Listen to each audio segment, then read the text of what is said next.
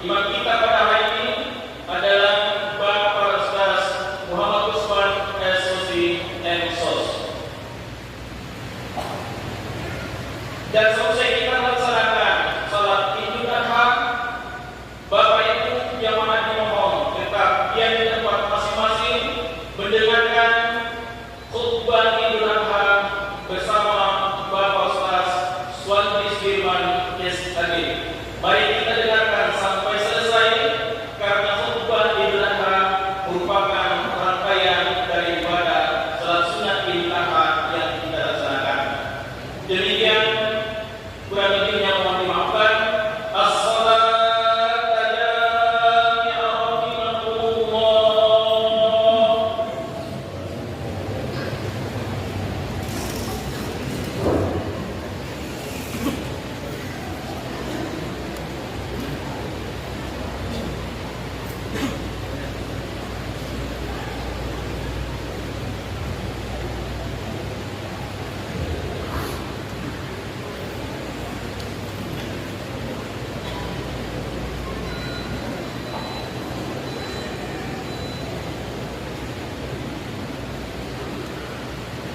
صووا صفوفكم فإن تسوية الصفوف من تمام الصلاة. Lurus dan rapatkan saf demi kesempurnaan salat sunnah Idul Adha berjamaah.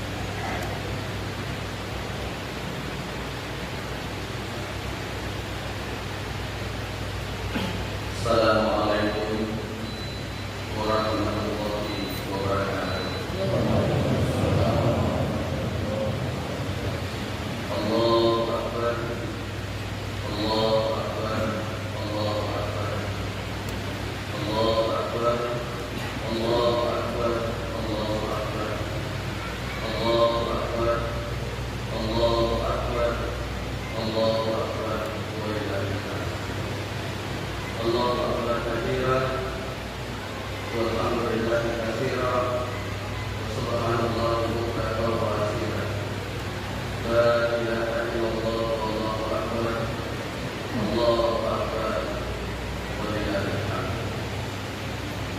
الحمد لله الذي جعل للمسلمين من السعادة وأمر لنا بالتقوى وتقرب إليه بالقربان.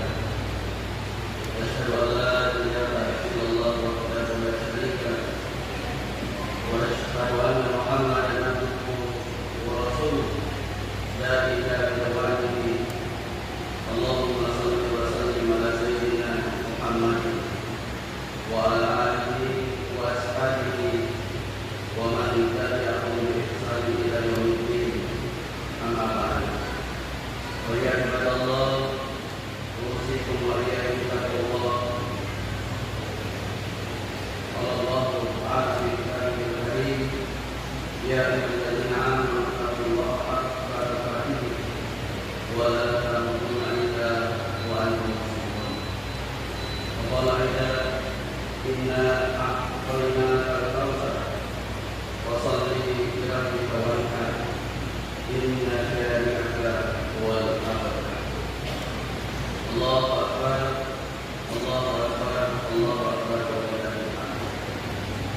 Hadirin dan hadirat, hadirin dan hadirat, pagi ini kita berkumpul kembali dalam suasana sukacita. Hari raya kembali datang menyapa kita dalam kehidupan dunia yang telah menurunkan semua karunia. Sungguh setiap kali ada nikmat tersimpan juga kewajiban berbuat. Sebuah keraguan datang mendekat, adakah syukur kelapannya bersama bahagia dari kelapannya, bersama suka melekat pula duka. Kita terumpang-ambing antara harap dan cemas, haus dan hajat, antara penderitaan, kematian dan pemenangan.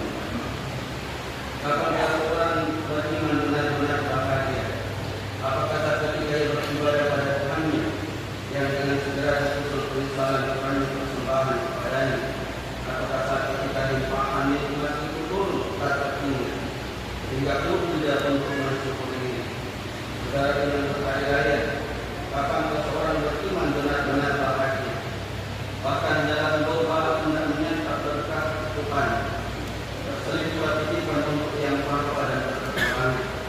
Allahumma barik lana bima razaqtana wa qina adzabannar wa qina adzaban nar. Nikmatan masykuratan ta'sum biha Muhammadan. Ya Allah, berkatilah kami dari apa yang telah Kau karuniakan pada kami. Jauhkan kami dari siksa neraka dan kenyangkanlah yang fakir dan yang miskin. Jadikanlah ini nikmat yang mengantarkan kami pada nikmat surga.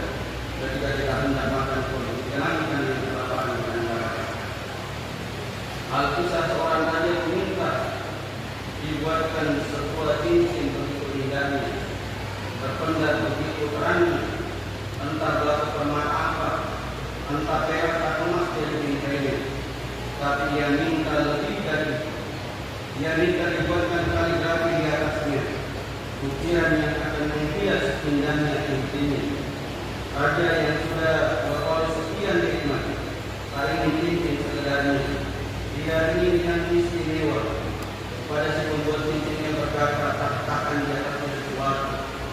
Sebuah untayan kata, bila sedang berbahagia dan melihat tulisan itu, kebahagiaan akan sirna.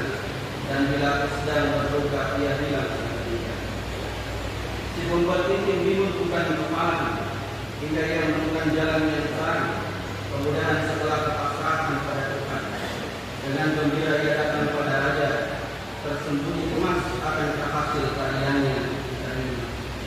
Begitu raja menerimanya, ia termenung diam dan berkata, ia memuji pembuat cincin pada telah bijak dalam bekerja. Butirkan pada mata cincin sebuah kalimat yang dengan melihatnya kebahagiaan berhenti seketika dan penderitaan akan sirna. Apakah kalimat itu? Inilah bunyinya: semuanya akan berlalu, bisu selepas. Semua ini akan hilang juga. Kalimat yang ampuh, semua kebahagiaan akan berlalu, semua penderitaan akan datang saatnya bersendirian. Pada saat-saat seperti itu, ketika kebahagiaan terhenti, Ketika duka berganti hadirlah pengakuan. Dalam bahasa pengakuan itu Arafah, sehari sebelum Lebaran, jamaah berkumpul di tanah suci di sebuah padang gersang. Mereka beribadah pada Tuhan. Padang itu Arafah namanya. Dia hanya ramai setahun sekali. Dia hanya satu menjadi saksi. Selain 9 Zulhijjah, dia pada akhir tahun sejak sunyi. Apa yang dilakukan jamaah di padang Arafah itu tak ada yang khusus, tak ada ritual tertentu. Apa saja boleh dilakukan, sholat, wirid, tadarus, berzikir dan berdoa. Para jamaah harus hadir di lapangan itu. Hadir itulah wukuf sejak terbit matahari hingga tenggelamnya. Wukuf juga dia berhenti di padang gersang itu. Mereka harus berhenti dari segala hal yang menjauhkan manusia dari Tuhan, memutuskan segala keterikatan. Tanpa wukuf itu haji mereka dipertanyakan. Apa makna dari wukuf di Arafah? Berhenti di tempat pengakuan. Inilah saat ketika seorang hamba menyampaikan segalanya di hadapan Tuhan. Ada 3 bentuk pengakuan. Pertama, mengakui kebesaran dan keagungan Tuhan, menyatakan segalanya di hadapan Dia. Dialah yang maha besar, Dialah sang pemberi karunia, Dialah yang mengasihi sepenuhnya, Dialah yang menutupi aib kita dari sesama sekiranya tanpa perlindungannya, dan ditampakkan pada manusia dosa-dosa mereka. Niscaya orang tua lari dari anaknya, suami menghindar dari istrinya, sahabat menjauhi sahabatnya. Seandainya tak ada kasih dan kirainya, ayah mengancam kita, ibu menyesal melahirkan kita, saudara dan kerabat mengutuk kita, dan sahabat memusuhi kita. Inilah pengakuan yang pertama. Pengakuan yang kedua adalah menyatakan kerendahan diri kita, ketidakberartian dan kehinaan kita. Inilah hamba yang banyak dosa, inilah hamba yang celaka, inilah hamba yang lalai dan alpa, inilah hamba-Mu ya Allah yang kecil syukurnya, sedikit malunya, tak lama sabarnya. Inilah hamba-Mu ya Allah yang bertambah usianya, bertambah pula beban dan maksiatnya. Inilah hamba yang menentang penguasa surga. Inilah dia yang takut pada makhluk-Mu, tapi terang-terangan berani menentang-Mu. Tapi ini juga hamba yang tidak putus asa pada kasih-Mu, yang mengetuk pintu maaf-Mu, yang berharap ampunan dan rahmat-Mu. Inilah hamba putra 2 hamba-Mu. Bukanlah dia yang pertama Kau ampuni, dan bukanlah dia yang pertama Kau sayangi. Nabiullah Ibrahim alaihissalam yang kisahnya kita teladani pada Idul Kurban seperti ini, digelari Khalilullah kekasih Allah. Karena kebiasaannya berbagi, tak pernah dia memperoleh nikmat kecuali kemudian bersujud mensyukuri kebesaran pemberinya, dan tak pernah dia menikmatinya sendirian. Dia disebut kekasih Allah karena dia tak pernah makan sendirian. Dia selalu mencari orang yang diajaknya makan bersama, bahkan dia yang harus berjalan kaki puluhan kilometer jauh. Nabiullah Ibrahim kita belajar pengakuan yang ketiga, yaitu pada ungkapan syukur sesama. Pengakuan yang ketiga mengajarkan pada kita agar berterima kasih pada siapapun yang melalui mereka Allah Ta'ala alirkan nikmat itu sampai pada kita. Belum bersyukur kita pada Tuhan sebelum berterima kasih pada mereka yang melalui mereka Allah lantarkan nikmat itu sampai kepada kita. Dan inilah makna pengorbanan Nabiullah Ibrahim alaihissalam, yaitu ungkapan cinta dan kasih sayang. Orang yang menambahkan putra begitu rupa, menantikannya bertahun lamanya, dan ketika anak yang ditunggunya tiba, Tuhan perintahkan agar bayi diusir ke tanah gersang menjauh dari Babilonia, di lembah tanpa tanaman.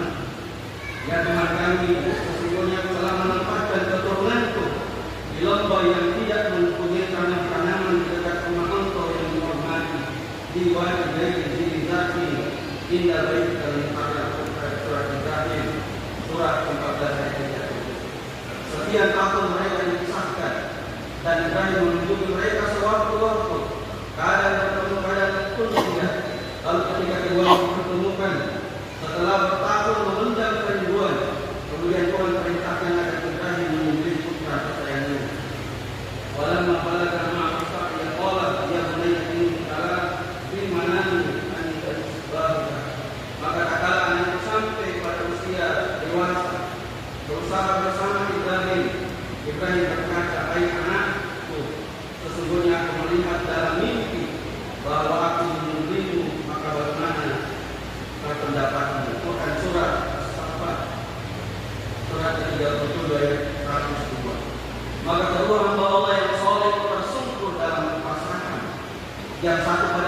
perkataan yang lain pada kesabaran. Manakah pengorbanan yang lebih berat? Seorang ayah yang melihat anaknya dikorbankan, atau seorang anak yang melihat ayahnya kehilangan? Sesungguhnya Allah Ta'ala memerintahkan Ibrahim untuk menggantikan anaknya dengan seekor domba. Ibrahim berharap bahwa Ismail yang dia korbankan. Sungguh dia lepaskan seluruh ikatan, seluruh kecintaan, seluruh hubungan. Tujuannya hanya ridha Tuhan. Ibrahim berharap, bergetar dalam hatinya perasaan orang yang telah mengorbankan yang paling dicintainya. Ibrahim ingin menunjukkan kesempurnaan pelaksanaan ujiannya. Bayangkan ketaatan seorang ayah yang memberi putra yang sangat dikasihinya. Bayangkan besarnya sahabat dari musibah yang datang dari kehilangannya. Ibrahim berharap daripadanya derajat yang tinggi di sisi Tuhannya. Sehingga Tuhan utus malaikat menyampaikan kepada Ibrahim pesannya, wahai Ibrahim, siapakah makhluk yang paling kau cintai? Ibrahim menjawab, wahai Tuhanku, tiada makhluk yang paling aku cintai selain kekasihmu Muhammad sallallahu alaihi wasallam. Ibrahim menyebut Nabi akhir zaman itu. Kemudian Tuhan bertanya, siapakah yang lebih kau cintai, dirinya atau dirimu? Ibrahim menjawab, dia lebih aku cintai dibandingkan dari diriku sendiri. Maka siapakah yang lebih kau cintai, putranya atau putramu? Sungguh putranya lebih aku cintai. Ketahuilah, sungguh kelak putra Muhammad akan tersembelih dalam keadaan terzalimi, dianiaya musuh-musuhnya. Apakah tersayapnya leher putra Muhammad dalam keadaan teraniaya oleh musuh-musuhnya lebih membuatmu berduka, atau kata dia telah yang mengiris leher putramu dalam ketaatan kepadaku? Sungguh ya Allah, gugurnya putra Muhammad oleh tangan musuh-musuhnya lebih aku tangisi, lebih mengiris dan mengoyak dengan kalbuku. Wahai Ibrahim, sesungguhnya sekelompok kaum yang mengaku menjadi umat Muhammad akan menyembelih Al-Husain putra Muhammad dalam keadaan terzalimi, sebagaimana mereka menyembelih seekor domba bagi mereka berkabut. Maka bergetarlah najulah Ibrahim, air mata mengalir, tangisan tak berhenti, hingga Allah Ta'ala mengilhamkan kepadanya, wahai Ibrahim, bagimu kedudukan yang mulia, derajat yang utama, bagaikan seorang ayah yang telah mengorbankan putranya dengan tangannya sendiri, karena kau telah menangis untuk musibah terbunuhnya Al-Husain putra Muhammad bin al-Bari al-Sal sissaku. Dan untuk inilah Al-Quran berfirman, wadainahu bisifin azim, dan telah kami tebus dia dengan sembelihan yang agung. Sungguh telah Tuhan tebus Ismail dengan sembelihan yang agung. Inilah pengakuan yang ketiga ketika kita pasrah di hadapan Tuhan, tersungkur pada ungkapan syukur atas setiap pembimbing yang diturunkannya bagi kita, untuk setiap penerang jalan, untuk setiap pelita kegelapan, untuk setiap petunjuk kebimbangan. Di Arafah itu pula kelak sang sembelihan akan mengawali perjalanannya, menyerahkan seluruh dirinya, seluruh kepasrahannya, seluruh kepatuhan dan ketaatannya. Kelak 10 Muharram, sebulan 10 setelah 10 Zulhijjah, Al-Husain putra Rasulullah dikorbankan di padang Karbala pada 61 Hijriah. Dia berjuang menyelamatkan agama kakeknya dari penyelewengan. Dia disembelih oleh seekor domba yang kehausan, tubuhnya disayat ratusan pedang, punggungnya ditikam panah dan bersangkutnya ditekak potong domba. Dan untuk semuanya Sayyidina Ali mengangkat tangan ke langit dan berdoa dalam menangis air matanya, ya Allah, terimalah pengorbanan ini dari Muhammad dan keluarga Muhammad. Di padang Arafah itu Al-Husain berdoa, ya Allah, aku bersaksi kepadamu dengan kedua mataku yang penuh dengan darah, dengan pelipis dahiku yang dihantam anak panah, dengan kedua bibirku yang dipukul batang tombak, dengan urat di leherku yang terputus di sayap pedang, dengan dadaku yang diinjak-injak pedang, dengan hatiku yang dikoyak-koyak belakang, dengan jumlahku yang diiris-iris duri, dan dengan seluruh apa yang ada pada diriku. Sungguh tak mampu sesaat pun kita mensyukuri nikmat-Mu, wahai Tuhanku. Inilah pengakuan yang sesungguhnya. Hadirin dan hadirat, hadirin dan hadirat, lebaran kurban tahun ini menjemput kita ketika bangsa dan umat manusia tengah diuji dalam berbagai cobaan, tanpa kuasa didasarkan atas hawa nafsu semata, yaitu kelompok kepentingan pribadi saling sikut berebut kursi. Apa yang akan kita korbankan?